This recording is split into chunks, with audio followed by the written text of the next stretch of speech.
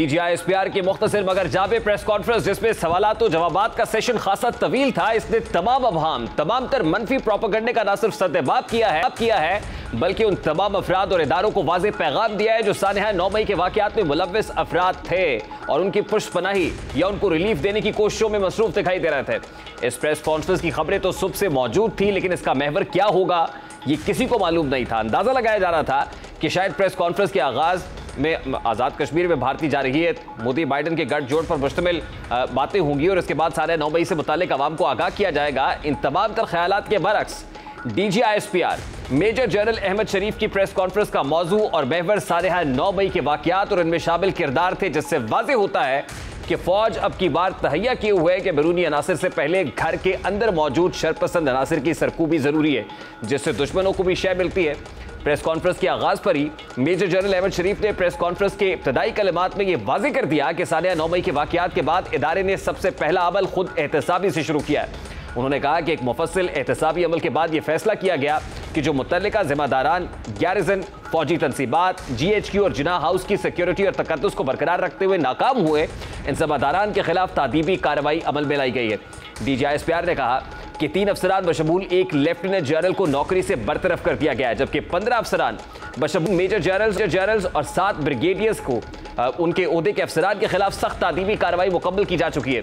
उन्होंने कहा कि आपको इससे अंदाजा होगा कि फौज में खुद एहतसाबी का अमल बगैर किसी तफरीक के मुकम्मल किया जाता है और जितना बड़ा ओहदा होता है उतनी जिम्मेदारी निभानी पड़ती है। गैरिजन, फौजी तनसीबात, GHQ और जिना हाउस की सिक्योरिटी और तकद्दुस को बरकरार रखने में नाकाम हुए उन जिम्मेदारान के खिलाफ तादीबी कार्रवाई अमल में लाई गई हैं, जिनकी तफसीलात कुछ यूं हैं। 3 अफसरान बाशमूल एक लेफ्टिनेंट जनरल के ओहदे के अफसर को नौकरी से बर्खास्त कर दिया गया है। 15 अफसरान बाशमूल 3 मेजर जनरल्स और 7 ब्रिगेडियर्स के ओहदे के अफसरान के खिलाफ सख्त तादीबी कार्रवाई मुकम्मल की जा चुकी है।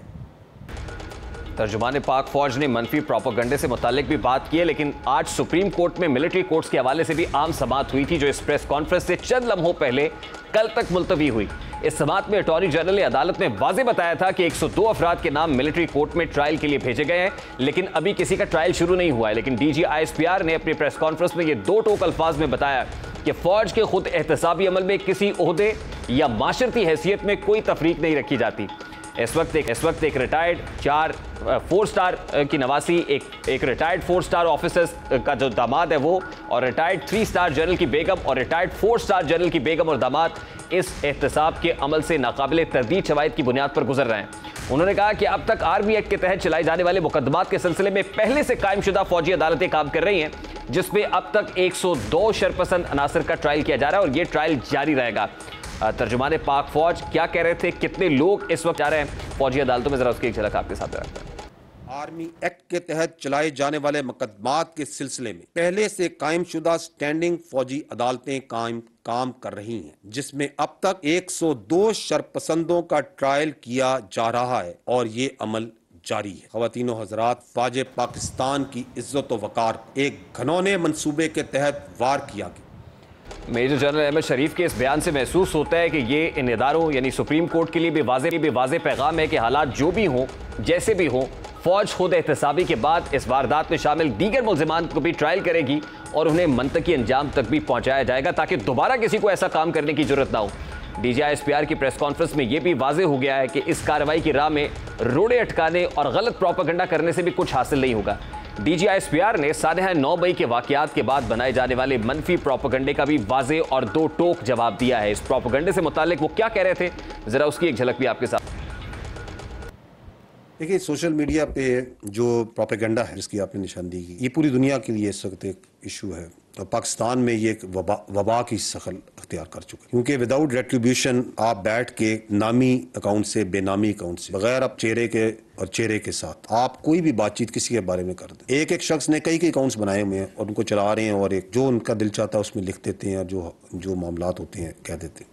हुकूमत पाकिस्तान इस पे बहुत संजीदगी से गौर कर रही है। इसके तकनीकी हल भी होते हैं, सेल्फ रेगुलेशन जो सी है आई थिंक वो भी, और एथिक्स की भी जरूरत है। इसमें सजा और जजा का सिलसिला भी होना चाहिए। जो सहाफ़ी कम्युनिटी है पाकिस्तान, उसको चाहिए कि वो ज़िम्मेदाराना सहाफ़त को फ़रोग़ दे, बजाय इसके कि सनसनी की सहाफ़त को फ़रोग़। हमें ज़रूरत इस अमर की है कि हम अपनी सोसाइटी में, माशरे में बेचैनी को, हिजान अंगेज़ी को कम करें। फौज पर जो इल्जामात लगाए जा रहे हैं उनका भी रिबटल आज मेजर जनरल अहमद शरीफ ने अपने इस प्रेसर में दिया है। वो क्या कह रहे थे, जरा वो भी आपके सामने रखता है। 9 मई का सानिया फौज या एजेंसियों ने करवाया, इससे ज्यादा शर्मनाक और अफसोसनाक बात नहीं की जा सकती। ये बात कहने वालों की जहरीली सोच और सासी जहन की अक्कासी करती, लोगों की फौज के खिलाफ जहन साजी की, फौजी क्यादत के खिलाफ जहन साजी की। मैं आपसे सवाल करता हूँ, क्या ये जहन साजी फौजी क्यादत ने खुद करवाई अपने खिलाफ? गिरफ्तारी के चंद घंटों में मुल्क भर में 200 से जायद मकामात पर सिर्फ फौजी तनसीबात पर हमला करवाया गया। मैं आपसे यह सवाल करता हूं, क्या फौज ने अपने एजेंट्स पहले से फैलाए हुए थे? क्या फौजियों ने अपने हाथों से अपने शोहदा की कुर्बानियों को जलाया? क्या हमने अपने फौजियों के हाथों से अपने दफाए पाकिस्तान की अलामात को गिरवाया और जलवाया? पेशावर में उसको क्या फौजियों ने जलाया? किला बाला हसार के आगे आसी असले का मुजाहरा और फायरिंग किसने की? गैर मुल्की ज़राए अबलाग और शख्सियात को रियासत पाकिस्तान और फौज के खिलाफ मवाद क्या हमने खुद प्रोवाइड किया? जब ये चल रहा था सिलसिला, जब जलाओ गिराओ हो रहा था, उस वक्त बाहर से बैठ के, मुल्क में बैठ के, नामी बेनामी अकाउंट से कौन प्रचार कर रहा था कि मजीद जलाओ, मजीद गिराओ और कब्जा करो? क्या ये फौज करवा रही थी?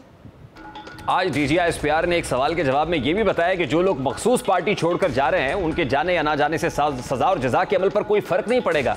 ये उनका इनफरादी फेल है। और अगर कोई ये सोचता है कि इस अमल में शरीक कोई भी मुलजिम प्रेस कॉन्फ्रेंस करके बच जाएगा तो ये उसकी खाम ख्याली है। गर्ज ये कि आज की प्रेस कॉन्फ्रेंस में इस चीज़ का अहाता कर दिया गया है जिसके बारे में कोई अबहाम था। इस प्रेस कॉन्फ्रेंस से ये बताया है कि 102 अफराद का ना सिर्फ मिलिट्री कोर्ट से ट्रायल हो रहा है बल्कि ये ट्रायल जारी भी रहेगा। और एक वाज़े पैगाम महसूस होता है क्योंकि इस प्रेस कॉन्फ्रेंस से कुछ देर पहले तक सुप्रीम कोर्ट में सिविलियंस की आर्मी एक्ट के तहत ट्रायल के केस की समाअत हो रही थी। और इस केस की समाअत आज शुरुआत में उस वक्त दिलचस्प सूरत हाल इख्तियार कर गई जब 2 रोज़ के वक्फे के बाद हुकूमत की जानिब से 7 रुकनी बेंच में शामिल फाजिल जस्टिस के खिलाफ एतराज़ उठाया गया। आज समाअत का आगाज़ हुआ तो attorney general Mansoor Usman Awan rostrum पर आ गए और वफाकी हुकूमत की जानिब से मंसूर अली शाह पर एतराज़ उठाया। अटॉर्नी जनरल का कह रहा था कि गुज़श्ता समाअत पर जस्टिस मंसूर अली शाह ने पूछा था कि मुझ पर एतराज़ तो नहीं है। मैंने कहा था कि जस्टिस मंसूर अली शाह पर एतराज़ नहीं है, ताहम अब मुझे हिदायत है कि जस्टिस मंसूर अली शाह बेंच का हिस्सा ना हो। जस्टिस उमरता बंदियाल का कहना था कि आपकी मर्जी से बेंच नहीं बनाया जाएगा। किस बुनियाद पर वफाकी हुकूमत जस्टिस मंसूर पर एतराज़ उठा रही है? अटॉर्नी जनरल ने जवाब दिया कि मफादात की टकराव की वजह से एतराज़ उठाया गया है। चीफ जस्टिस का कहना था कि जिस जज पर एतराज़ उठाया जा रहा है उनकी अहलियत पर किसी को शक नहीं। हुकूमत ने पहले भी इस किस्म के एतराज़ात उठाए हैं। इलेक्शन केस में 90 दिनों में किसी ने एतराज़ नहीं किया, बस बेंच पर एतराज़ात किए गए। साबिक chief justice Jawwad S Khawaja एक दरवेश शख्स इंसान है। क्या जस्टिस जवाद एस ख्वाजा को फ़ायदा देंगे? क्या हुकूमत फिर बेंच को मुतनाज़ करना चाहती है? इलेक्शन के हुक्म पर अमल दरामद न करने पर अदालत ने सख्त एक्शन से गुरेज किया है। सुप्रीम कोर्ट छड़ी का इस्तेमाल नहीं कर रही मगर दीगर लोग किस हैसियत में छड़ी का इस्तेमाल कर रहे हैं? चीफ जस्टिस अटॉर्नी जनरल पर बरहम हुए। उनका कहना था कि आप एक आला दर्जे के वकील हैं, आप पर अदालत को एतमाद है। ये जजेस पर एतराज़ करने के तसलसल की एक कड़ी है। पहले हुकूमत ने बेंच के तनासुब का मामला उठाए रखा, बुनियादी हुकूक के मामले को नज़रअंदाज नहीं किया जा सकता। पार्लियामान में हमें लाइक माइंडेड जजेस कहकर पुकारा जाता रहा। हुकूमत करना क्या चाहती है? हमने इंतखाबात केस में तौहीन अदालत की कार्रवाई से गुरेज किया। अब हम समझते हैं कि वक्त पर एक कदम पीछे हटने का है। हक और सच की अखलाक की जिम्मेदारी इस अदालत की है। चीफ जस्टिस का कहना था कि वज़ीर आज़म से पूछेंगे कि किसी रिश्तेदारी की बुनियाद पर एतराज़ क्यों उठाया गया। बरकैफ मंसूर अली शाह इस बेंच से अलहदा हो गए जिसके बाद अब ये 7 रुकनी बेंच 6 रुकनी बेंच रह गया है और अब ये 6 रुकनी बेंच कल इस मुकदमे की समाअत करने जा रहा होगा। इस मुकदमा ये बड़ा इंपॉर्टेंट है जिसमें सिविलियंस के मिलिट्री कोर्ट के अंदर ट्रायल से मुताल्लिक बात हो रही है और दूसरी तरफ पैरेलल आज DGI-SPR की प्रेस कॉन्फ्रेंस भी है जिसमें मिलिट्री ट्रायल से मुताल्लिक 2 टोक और वाशगाफ अंदाज में कह दिया गया है कि सानिया 9 मई के अंदर मुलव्विस जितने भी लोग हैं इर्रिस्पेक्टिव ऑफ द फैक्ट कि वो सिविलियंस हैं या फौजी हैं, लॉ ऑफ द लैंड के मुताबिक आर्मी एक्ट 1952 के तहत जो कॉन्स्टिट्यूशनली कार्रवाई बनती है वो कार्रवाई की जाएगी। और जाहिर है उन्होंने इंटरनेशनल कोर्ट ऑफ जस्टिस का हवाला भी दिया, इंटरनेशनल रियलम का हवाला भी दिया कि वहाँ से भी जो मिलिट्री कोर्ट्स है उनको तौसीक हासिल है। और ये मिलिट्री कोर्ट्स ऐसा नहीं है कि अब बनने जा रहे हैं बल्कि मिलिट्री कोर्ट्स इससे पहले भी काम कर रहे हैं। 17 स्टैंडिंग कोर्ट्स हैं जो ऑलरेडी काम कर रहे हैं और जिन लोगों को इंसदाद दहशतगर्दी अदालत से जो कमांडिंग ऑफिसर हैं फौज के उनके हवाले किया जाएगा, उनका ट्रायल मिलिट्री कोर्ट में चलेगा और उनके पास ये हक होगा कि वो सिविल काउंसिल कर सकते हैं, वो हाई कोर्ट के अंदर मुतलका हाई कोर्ट के अंदर अपील कर सकते हैं, otherwise supreme court of Pakistan में भी जो है वो अपील कर सकते हैं। तो आज तर्जुमान पाक फौज की ये जो प्रेस कॉन्फ्रेंस हुई है, ये जो प्रेसर है, ये बड़ा इंपॉर्टेंट इस लिहाज से भी है कि इसमें मुख्तलिफ हल्कों को, खास तौर पे वो जो के साने के अंदर मुलव्विस थे, बराह रास्त चेयरमैन PTI भी और उनके सहूलतकारों के लिए भी वाज़ेह पैगाम है। इस